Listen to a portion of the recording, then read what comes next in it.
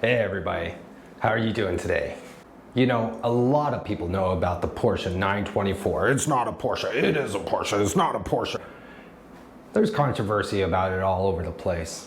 But you know, even less people know about this cool little Volkswagen, the SP2. And even less people than that know about this gentleman, a Mr. Rudolph Leiding, and how his time here in Brazil saved Porsche. Well, kick back, relax, because I'm going to tell you all about it. This is Lost In. Strap in, let's go.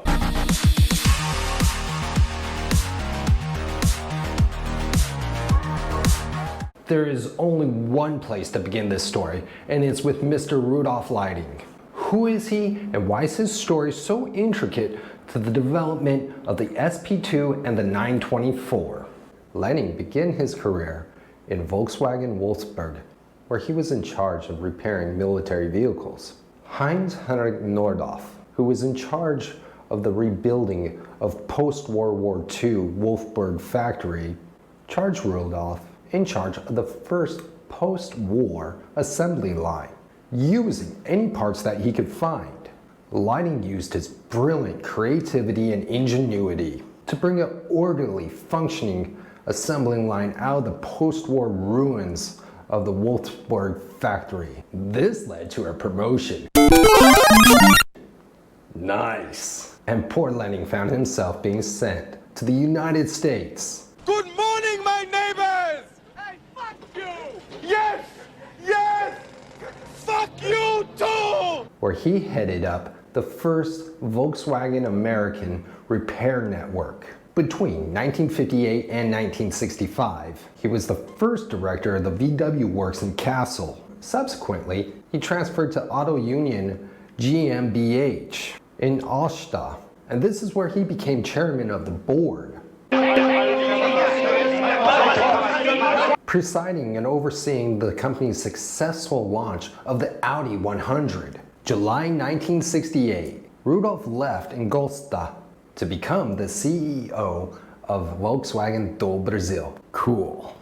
And that's where our story really kicks off. Beginning in the 1960s, Brazil was a nation that almost completely abandoned imports. For nearly 30 years, there was a ban on imports to Brazil. This import ban of the 60s and 70s forced automakers to set up manufacturing here in Brazil or else have no piece of the Brasileiro pie. That's a tasty pie. Volkswagen is one of those companies that took the opportunity to set up shop locally in Brazil. A nice agreement with the Brazilian government saw that Volkswagen would receive 2/3 of the auto market. Nice. Offering the Brazilian public a comfortable, reliable, affordable vehicle led Volkswagen do Brasil to become one of the most beloved automakers here in Brazil. With this hardcore import ban in place, I fart in your general direction. Your mother was a hamster and your father smelt of elderberry. were left wanting. It's no wonder small-scale specialty automakers would pop up. In the 1960s, one of these small automakers popped up by the name of Puma. They began making limited production sports cars with fiberglass bodies, using any mechanical parts such as DKW, Volkswagen, and even General Motors. It was at a party where the director of Puma and Rudolph Leiding had a conversation.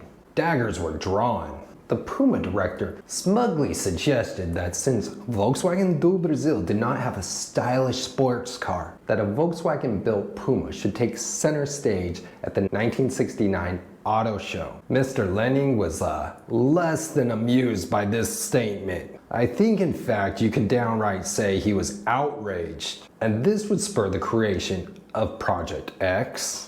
The mysterious Racer X. Volkswagen do Brasil at this time was producing the stylish Carmen Ghia. Love that car. But this car was soon to be phased out of production, and Mr. Leiding saw opportunity. He had a sports coupe on the brain. Rudolph, obsessed with this like any man would be, had discussions with his wife.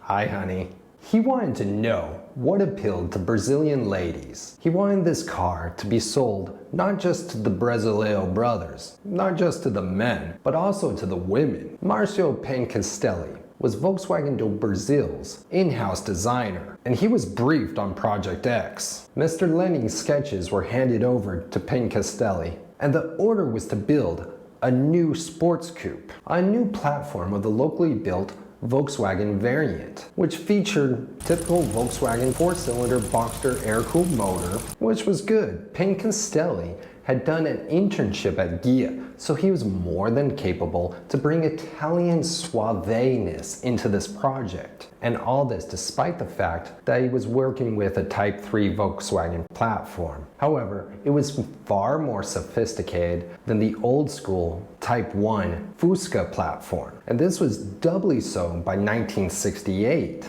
A Type 3 platform for Pencastelli was a great foundation. And maybe with a better motor under the car, it really could have become a Brazilian Porsche. Beginning production in 1972, the SP proved to be a real head-turner and jaw-dropper. It seemed to have combined the awesome coolness of a Porsche with the elegance of an Italian sports coupe. The lines were sleek, well-proportioned and flowing. The interior was quite brilliant. It wasn't a letdown at all, with a nice blend of GT-ness to it. It had a purposely built dashboard console with a tachometer, speedometer directly in front of the driver with your 4 gauges off to the side, water temperature, oil pressure, a clock, and also a fuel gauge. Fancy. The SP was made in 2 variants. The SP1, which was the downgraded version, the SP2, which was the up-classy version. The little one got the 1.6 liter, and the big one got the 1.7. The more powerful one did 0 to 60 in about 16 seconds, and a top speed of 100 miles per hour. Nice. The SP1 was significantly slower, no joke. And perhaps it could be said that it didn't so much accelerate as gain momentum. The SP name originally meant São Paulo, where it was created. However, Brasileiros have a quirky sense of humor to say the least, and pretty soon SP meant sem potência, which translates roughly to without potency, or better, slowpoke.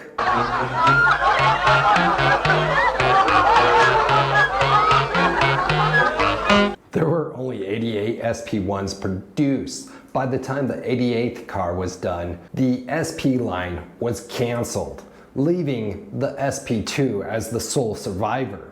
Volkswagen do Brasil did consider a solution to the slowpoke problem, and this would have been called the SP3, SP3. Fancy.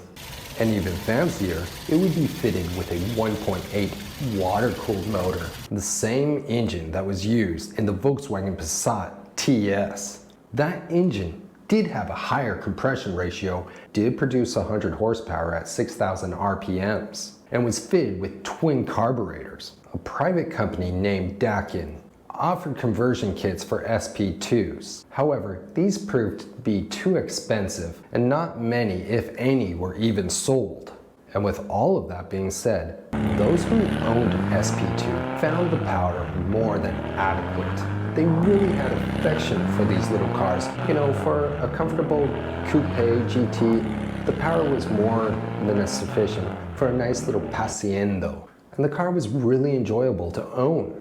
The SP2 was only kept in production for 3 years, with the last cars rolling off the production line in 1976, only over the space of 3 years. Respectable 10,205. Could you imagine that? There's only a little over 10,000 of those little SP2s created. How many were lost to accidents, rust,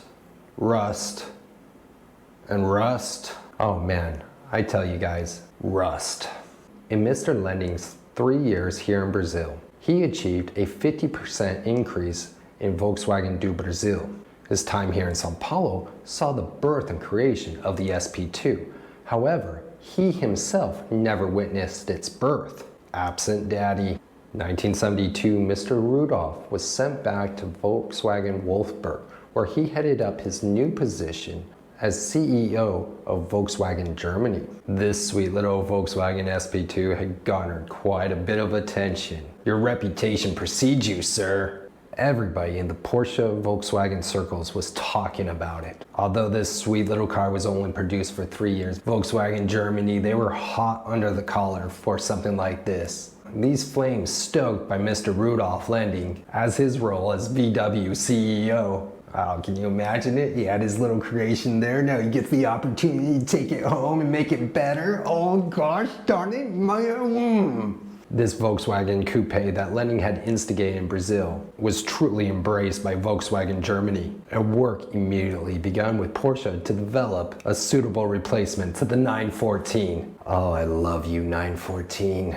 This new car's design was very much inspired, if not downright taken, from the SP2. Volkswagen commissioned Porsche design office to come up with that suitable replacement for the 914, and this project was internally called the EA425. Cool name. This car was initially destined to become an Audi.